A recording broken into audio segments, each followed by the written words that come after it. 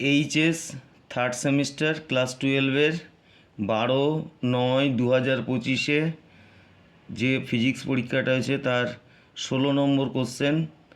পারস্পরিক আবেশ গুণাঙ্কের মাত্রীয় সংকেত হলো option A M L square T to the power -2 I square, M L square T to the power -2 I to the power -2, option C M L to the power -2 T square I square, option D M L to the power -2 T to the power -2 I to the power -2।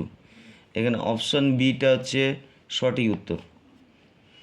Next question number 17, বিবৃতি 1, পরিবর্তী প্রবাহের তুলনায় সমপ্রবাহ কম বিপজ্জনক। এটা যদি একই মানের কথা থাকতো ভোল্টেজ তাহলে ডিসি তুলনায় এসি বিপজ্জনক, কিন্তু এটা কত ভোল্টেজের মান এসি বা কত ভোল্টেজের মান ডিসি সেটা বলে দেয়নি। 220-র সঙ্গে যদি আমি 2 ভোল্ট ডিসির তুলনা করি তাহলে সেটা 2 ভোল্ট ডিসি কম বিপজ্জনক। তাই এখানে যেহেতু ভোল্টেজের মান দেওয়া নেই সেহেতু এই বিবৃতিটা হচ্ছে ভুল। নেক্সট হচ্ছে বিবৃতি 2, পরিবর্তী প্রবাহ মাত্রা আরএমএস মান শীর্ষমানের 70.7%। বিকল্প সমূহ কি? এটা সত্যি কথায় যে আরএমএস ভ্যালু ম্যাক্সিমাম ভ্যালুকে √2 দিয়ে ভাগ করা, 1/√2 মানেই হচ্ছে 70.7%। তাহলে বিকল্প সমূহ শুধুমাত্র বিবৃতি 1 সত্য, শুধুমাত্র বিবৃতি 2 সত্য। তাহলে শুধুমাত্র বিবৃতি 2 সত্য। অপশান সি বিবৃতি 1 ও 2 উভয় সত্য, ফলস। অপশান ডি বিবৃতি 1 ও 2 উভয় মিথ্যা, ফলস। নেক্সট হচ্ছে আমরা দেখছি শূন্য মাধ্যমের একটি তড়িৎচুম্বকীয় তরঙ্গ এক্স অক্ষ বরাবর গতিশীল যদি কোনো একটি নির্দিষ্ট অবস্থানে এবং সময়ে বি ভেক্টরের মান অর্থাৎ চৌম্বক প্রবাহ ঘনত্বের মান 2.4 × 10⁻⁸ কে ভেক্টর টেসলা এককে হয়, তাহলে ওই বিন্দুতে ই ভেক্টরের মান ভোল্ট পার মিটার এককে কত হবে? তাহলে আমরা জানি কোনো স্পেসে কোনো একটা নির্দিষ্ট স্থানে ই ভেক্টর ইকুয়াল টু হচ্ছে B vector cross C vector. তাহলে বি ভেক্টরের সঙ্গে সি ভেক্টরের ক্রস প্রোডাক্ট হবে। তাহলে বি ভেক্টরের মান কত না 2.4 × 10⁻⁸। সি এর মান কত না 3 × 10⁸।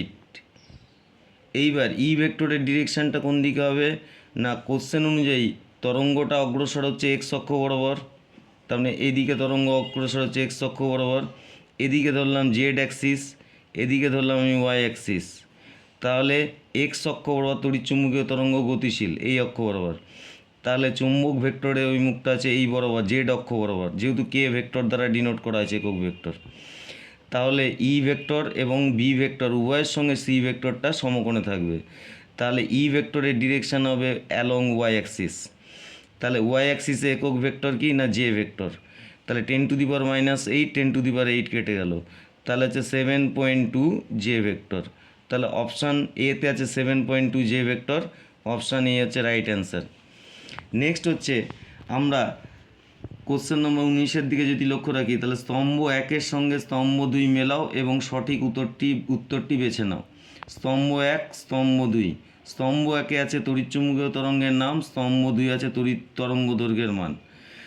কী কী তড়িৎচুম্বকীয় তরঙ্গ আছে না অপশান 1-এ অবলোহিত তরঙ্গ, অপশান 2-তে মাইক্রো তরঙ্গ, অপশান 3-তে এক্স রশ্মি, অপশান 4-এ রেডিও তরঙ্গ। তাহলে এখানে আমরা যদি তরঙ্গ দৈর্ঘ্য ছোট থেকে বড় সাজাই তাহলে এক্স রশ্মির তরঙ্গ দৈর্ঘ্য হচ্ছে সবচেয়ে কম।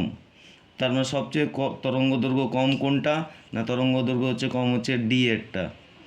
নেক্সট হচ্ছে তারপর হচ্ছে কে না অবলোহিত তরঙ্গ, অবলোহিত তরঙ্গ 10⁻⁷।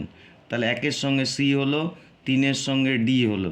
আর মাইক্রোওয়েভ কোন দিকে না মাইক্রোওয়েভ হচ্ছে তার চেয়ে ছোটো, তারপর মাইক্রোওয়েভ তার চেয়ে বড়ো 10⁻²। তারপরে যে রেডিও ওয়েভ হচ্ছে 10⁻³ এই 10³ বড়ো সবচেয়ে তরঙ্গ দৈর্ঘ্য। তাহলে অপশান ডিতে আছে 1-এরটা সি, 2-এরটা এ, 3-এরটা ডি, 4-এরটা বি। তাহলে এটাই হচ্ছে সঠিক উত্তর। তাহলে অপশান ডিটাই হচ্ছে সঠিক উত্তর 19-এর।